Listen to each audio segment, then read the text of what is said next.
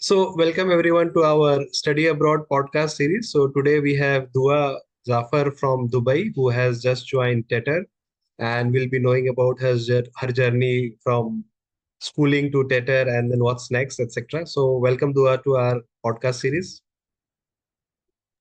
Thank you so much, Vishal, for inviting me to your podcast. And I'm happy to be, helping out any students or anyone who's interested in TETR or the application process in general. Yeah, I just want to do a brief intro about myself. Yes, my name is Dua Zafar, and I am originally from Karachi, Pakistan. I also grew up over there, but I shifted to Dubai from a very early age. That's also good to know because the schooling system is definitely different. So I did go through the British curriculum. I did my IGCSE and A levels to provide any further context for any student that's listening to this. And yes, now I am at TETR. Sure, sure. So, Dua, when you are doing your schooling, that was throughout in Dubai itself, or you changed some schools? Yes, I did my schooling from kindergarten to the graduation from the same school itself for I think 15 years. Yes, I went to Pristine Private School. It's a school in Nahda. Okay, okay, sure, sure, sure. And how did you come to know about TETR when you were in school or wherever? Mhm. So, it's actually a funny story. It was March, I believe. I was doing my mock exams, and like I was kind of like thinking to myself, I'm managing my mock exams and I'm managing my extracurriculars, and I'm managing my own personal venture of my own. So it was kind of stressful at that point. And I was going through the YouTube tutorials to help study for my mock exams, and there it is an ad for TETR. Like, oh, do you want to learn business by doing business and go to 8 different countries? And I was just like, this is too good to be true. Then I forwarded to this my classmate who also co-founded the venture with me as a student society. So I forwarded to him and I was like, hey, can you check this out? Can you make sure that this is real? Because this sounds too good to be true. But you never want to miss out on any opportunities. Even if it's an ad, even if whatever it is, you never want to miss out on any opportunity that comes your way. So we both were like skeptical, but we did a lot of research. We contacted a lot of people and we decided to apply. Sure, sure. And once you are applying to TETR, did you also think about alternate colleges to apply? Like you would have some plans otherwise, right? Like some backup plans at least. Yes, absolutely. So, very frankly speaking, my aim was I was like an ambitious kid. I really wanted to go to the Ivy Leagues in the US. So that was my aim from the beginning. And in last year, in around October, November, I submitted my application for Harvard for the early restrictive early action round, and I got deferred. So then my application was put in like it was like a wait list. So then my application was put into the regular round, and I also applied to 17 other colleges, I believe. I applied to 17 other colleges. Four of them gave me 50% plus scholarship offers, but unfortunately I did not get into the Ivy Leagues. I was a bit upset about that because I did not know what more I could have done because I did receive letters of recommendation from Harvard alumni and MIT professor, and my grades were good, my attendance was good. I put all of that effort. But the hard work definitely didn't go to vain because I just used whatever efforts that I put in through my Ivy League application and I submitted that to TETR. And here I am, I'm here with the great scholarship. And I think that this is like the best thing that could have happened for me in terms of my education. So you applied to around 17 colleges, including the Ivy Leagues. So your main aim was just US or TETR or anything else apart from any other country or So any other program? yeah, so I want to like maintain the transparency over here. Like the US, they're very holistic in their application process when they're looking at a student. And I am not just like, I mean, I'm a hardworking student, that's for sure. And I was like probably top 5% of my class. I wasn't number one though. I wasn't only academically inclined, whatever was possible, I'd do everything. So I was that type of student. And I did not want to go to UK or just a country that's solely academic based because I knew that's just not me as an individual. And I know that the US application process are very holistic and they're very like they like well-rounded individuals. And I felt like I was a well-rounded individual. Um, and that's why I wanted to focus on the US also on the note of financial aid because I knew that a lot of US colleges they do offer financial aid, and that's why I also aim for the top colleges because they, if it's a good student, they tend to offer more financial aid than others. And my parents, although they're very supportive, I'm very grateful for that. They, of course, I don't want to like put them in a position where they have to just focus all of their finances on me because that's unfair. And I do have siblings too. So I did apply to backup university in Hungary because that's just more budget friendly that way for me personally. Um, I know there are a lot of students that go through this that they are excellent students, but they just cannot afford good colleges, and that's quite an unfortunate reality, which is why I want to be open about this. So yeah, just doing your research really helps out, and doing research about scholarships especially. I think that really helps out for students, talented students with not as much of a funding for their education. Sure. So after all this applications and all, then you saw this ad of TETR, and what background checks did you do? Because it's like a very fairly new program and you are the very first batch as such. So how did you make sure, or what were like, no, I'm just curious, what background checks did you do as a like a teenage? Like, are you even qualified to do the background checks? Good question. Okay, so they had a lot of support staff members. They had an entire admissions team dedicated. And anytime you wanted to contact anyone, they'd literally be ready to like have the meeting within that day itself. So that's how dedicated the team were because they understood that it's a new concept, and it's a new university. So what we did was like, can you please provide proof of like the degree accreditations, the documentations as such. So I would take all of these documents and I would forward them to my counselor and I'll be like, hi, I know you're well connected to a lot of education consultancies and university college counseling consultancies. Can you please put it through them to verify whether TETR is um, actually accredited, whether they do have a backing or not? And the funny thing is, I mean, TETR, the founder of TETR and the team of TETR, they have already done this initiative in India, in Gurgaon, I believe. It's called Masters Union. So they've already run the program. So that's how I knew, okay, it's the same team. They just want to expand internationally. So I went ahead and I talked to the students on LinkedIn. You can easily reach out to them and be like, hi, what's going on over here? Like, can you please, can I have a conversation? And I had a conversation with a few students, and they were all like, they learned a lot, and I think it's really cool because TETR does have an academic side. We do have lectures, we do have assignments, but that is meant to help your dropshipping business. So for example, we have like lectures on like global supply chain management. When you're doing a drop shipping business, you need to learn about the global supply chain, shouldn't you? So then they're very interlinked, but there is definitely an academic side of TETR.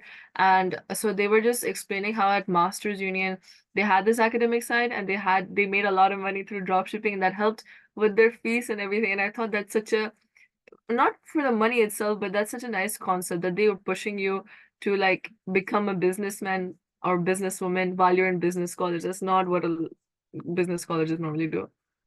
Sure, sure. And this is like the traveling version of the Masters Union, I guess, TETR.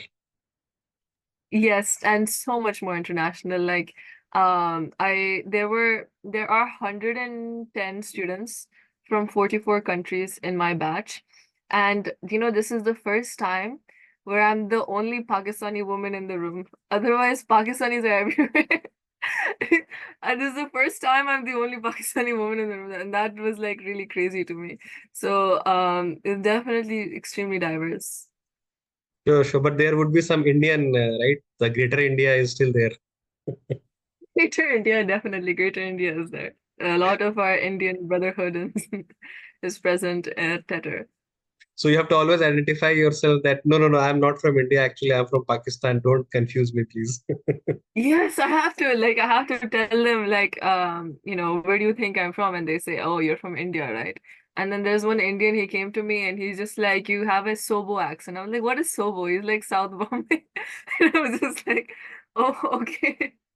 So like a lot of people will identify me with being Indian first and Pakistani, but I always tell them it's almost the same thing. So like it's not, I mean, it makes The, sense. the greater India. Yeah, sure. So, what were the test or documents that you needed to apply to TETR? Like you wrote some exams like IELTS, SAT, SAT, etc., or nothing like that here? Okay, so there was nothing like that. They had their own version of a test. They all had their own version of an entrance exam. So I want to walk you through the steps that I had to go through personally. Perhaps for the later batches, they might improve on the testing based on like, iterative feedback, but I'll just run through what I had to do. Initially, they had a very standard application, your essays, your grades, your top five extracurriculars, providing links for those. So like I said, I just took a lot of students will be familiar with the Common App for the US applications. So I just took a lot of the details present on my Common application and I transferred it to the TETR's version, TETR's application. Now, after I fill in the details, and I think the more time you spend, the better. Like just don't say, oh, okay, I'll just fill it like this. I think the more how do I say, be very careful, like every word matters in your essay. It's the same feedback that is provided for the when you're submitting to like top institutions like the Ivy Leagues or any of such institutions. Is the same advice that is provided, that you need to make sure that not a single word is wasted. And I'm thankful that I worked hard over there because I could translate it over here. So as a result, I think then I passed to the next stage. The next stage, and there was no testing as such like the regular standard SAT or IELTS required. The next stage was the AI TETR trial test. So you book a slot of, I believe, 30 to 45 minutes, according to your convenience, according to the the test trial availability. And once put in your time, you will actually, the first thing that you do is play a rocket game. So it was really funny because I told my dad, please don't come in the room. I have an entrance exam going on. It's for like a good school and scholarship. And he's like, okay. And then like when I opened the entrance exam, they're making me play a rocket game. And my dad comes in and he's like, you don't have entrance exam right now. So either your camera is on, your mic is on, and you're playing a rocket game. There's two screens. And one hand is for this screen and the other hand is for this screen. So you're just playing the rocket game and it's really cool because it's just testing how your brain works and how like quick you are. So after that first stage was a rocket game and the second stage was, I believe, the comprehension questions. So apparently later on we found out that there was no right or wrong answer. It was actually a psychometric section present on. They wanted to see how you think about the passage. They wanted to see how you think. So after that we had like an English and math section. That too, I don't think you can really prepare for if you've gone through high school. That's gonna be more than enough, hopefully.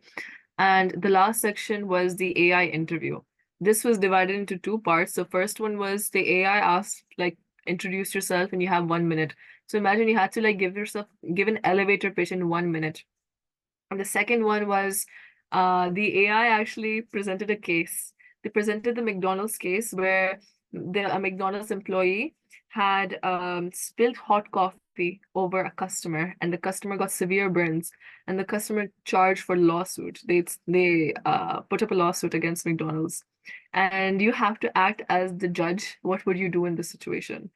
And I had 1 minute. Now imagine reading that whole thing and going like, what? I've never seen this. And then you had to give an answer.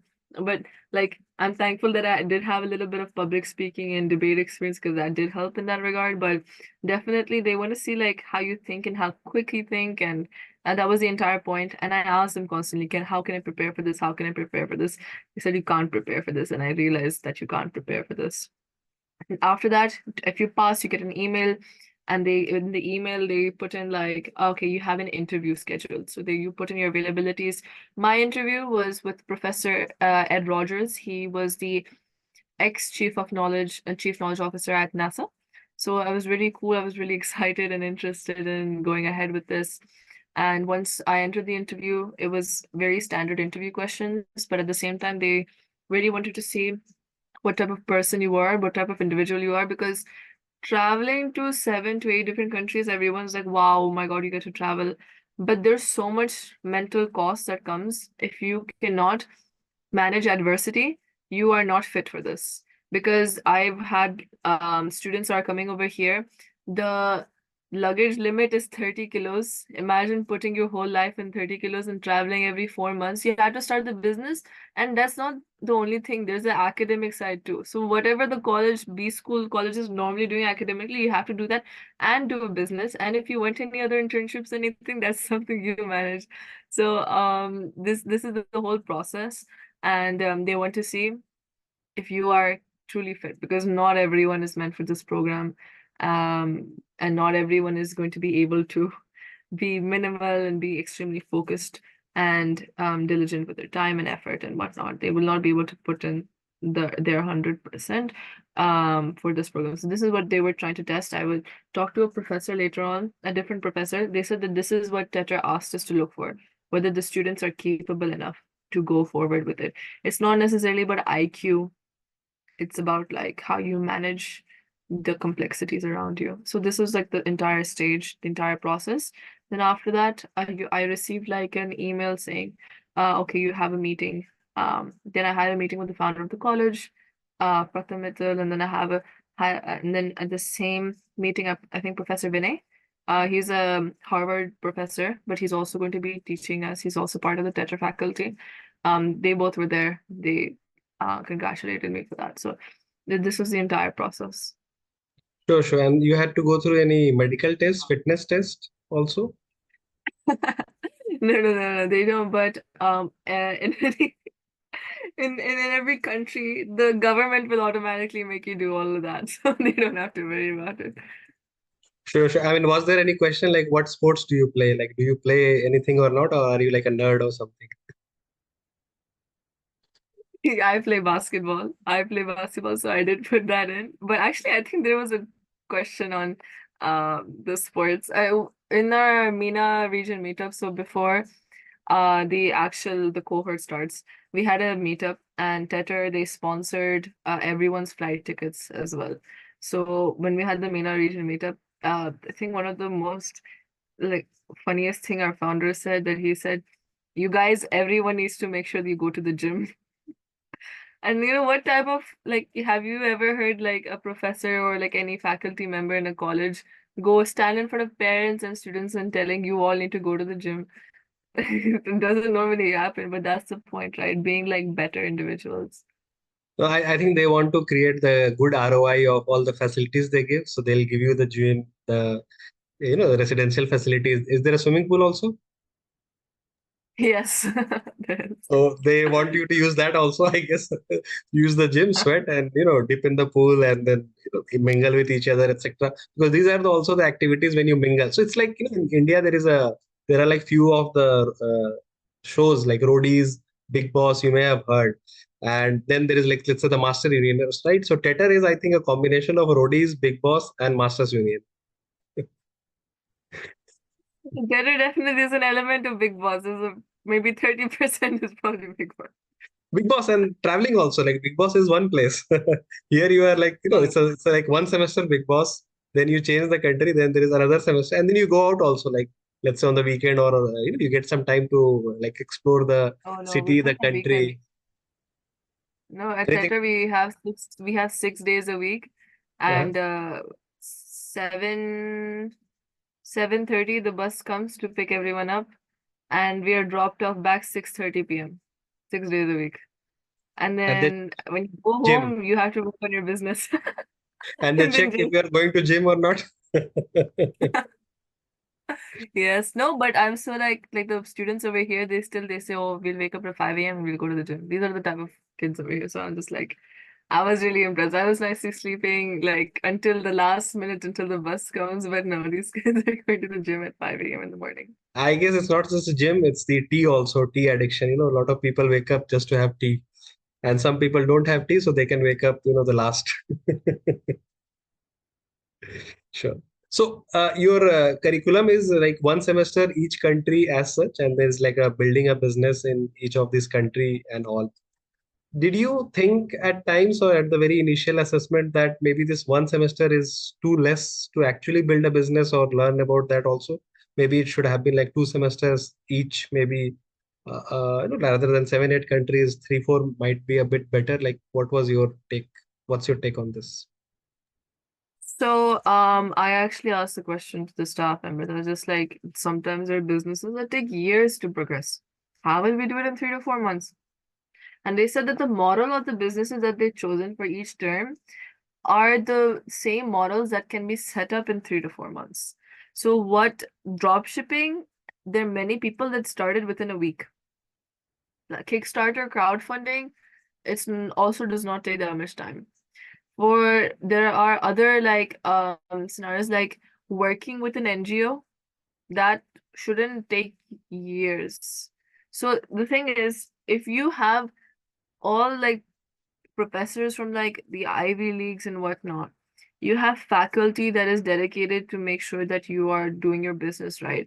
You have like teams of people who are supposed to work with you to get this right. And your lectures are designed to help you with your business. Like this is like an accelerator program if you think about it. The only thing you need to do is give your idea and you need to work hard towards that idea. So over here in our dropshipping term, we have a dropshipping mentor, Ishan Suryan. He has made in over $1 million in dropshipping. He's our like teacher. He's teaching us how to do this. He's teaching us how to set up a Shopify. He's teaching us how to set up our website, our branding, all of this type of stuff. So like if you have everything on a silver platter, like the pathway is so much more accelerated. There are many people who spend years also trying to learn the knit and grit of the business itself. So I think that's also another reason why it's like been accelerated. Correct, correct. And this there is a scholarship thing also you probably got, right? So what kind of scholarship is that? It's like 100%, 90%, 80%. What is the percentage like, or is it different for different people? Yes, it definitely is different for different people. Like usually, TETR prefers if you don't disclose the scholarship amount. So perhaps I could try to see if I would be able to disclose the amount, and you can put it over here in the in this video itself. But I did get a really good scholarship amount, which also like helped me because TETR itself is a very expensive program. I believe it's $50,000 a year, which is really expensive. But there, I believe everyone is on some form of scholarship and they help students get a loan as well. Like if you're looking for loans or whatnot, they're helping a lot of students and they're just a very understanding faculty in general. So I think like if you explain your circumstances, if you have any financial circumstances, they definitely take that into account. Because if you think about it, if there's this student from a low income family and has done XYZ, the same as the student from a high income family, who deserves the seat better, who deserves the scholarship more. They're definitely taking into all of these things into account. That's why I mentioned the adversity factor earlier as well. Sure, sure. I think this is the same model that is followed by like a lot of top colleges. So there is like, some people get almost 100% scholarship, whereas some people get no scholarship. And the people who get no scholarship are the ones who will want to study with the people who got like, let's say, 100% scholarship, because they are like the best ones picked probably from the whole lot. So there is this additional, the ROI is coming in terms of the peer group itself, right? So it's a bit like plane. Each seat costs differently, but overall, if the plane is full, the plane is profitable. Yes, yes, of course. I think like the team informed us that they had 90,000 plus applicants and there were only 100 and yeah, 110 students. So you can do the math. It's like it's a very competitive program. I'll tell you about, I have a friend who got over $180,000 in venture capital funding for his tech startup in Bangalore. I have another one who has created a network of 800 investors globally, and they all invest together in stocks. And he's 18 and the other one is 22. I have another one. She's studying classical music and she's also into sustainable urban development and she has done a lot in Germany for in that regard. So like these are the type of people over here. So definitely not your conventional I don't know if I can speak in Urdu, but they say ratta lagana bar bar, like you have to keep memorizing textbook and line by line. I mean, they've done all that they've done as much as they can, but they know that that's not enough for them. So that's the type of mindset that the people have over here.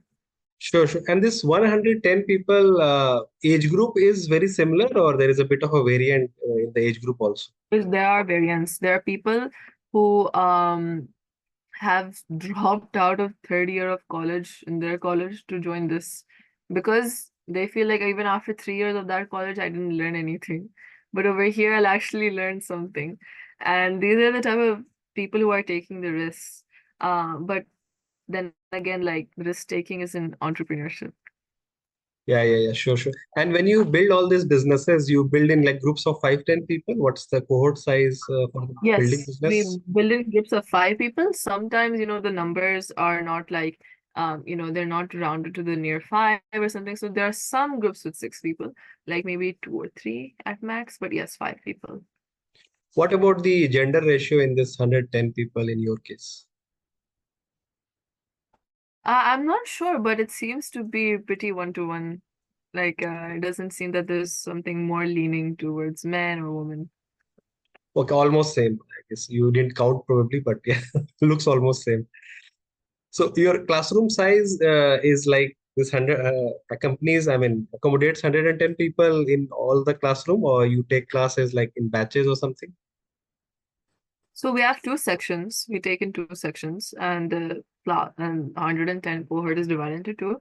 But our classrooms are actually able to accommodate all 110. So there are times when like there's a guest lecture that's coming in, or there's a master class being hosted. So you don't want to make a guest repeat themselves twice in 2 different rooms. But we do have like lecture rooms that accommodate for all of our students. So coming to the last question now, what advice would you give to younger yourself or the people who are aspiring for this study abroad programs or this learning while traveling program like TETR? Hmm. If you are the type of person who is really in love with academics and who really loves to do research and is a nerd, then I would say stick to the conventional education system.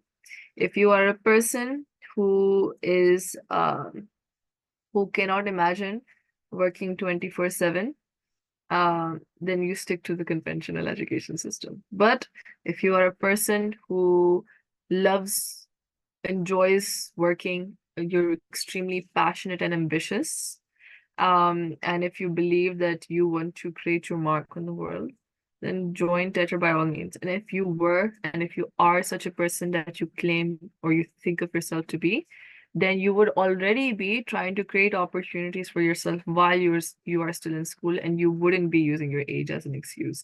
You wouldn't say, okay, fine, this time later, or I will do this after I get my degree. You will already be doing whatever it is that you're passionate about at your age, and you will not be making any excuses. So I would say if you still want to transition into being such a person, don't make excuses.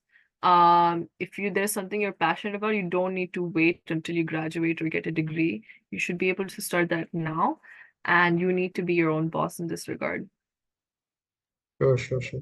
Thank you very much, Dua, for your time and insights and your journey and how you did discard colleges and choose colleges and how you ultimately made your final decision to take the unconventional path. It was very good to know. So we'll be uploading this video on YouTube and LinkedIn, so there might be some people who might approach you to with more questions, so feel free to accept or reject their request whenever you have time. So there is no obligation, obviously. So thank you. No worries. I'm happy that I could help students who are listening to your podcast. So thank you for having me. Thank you. Take care then. Have a good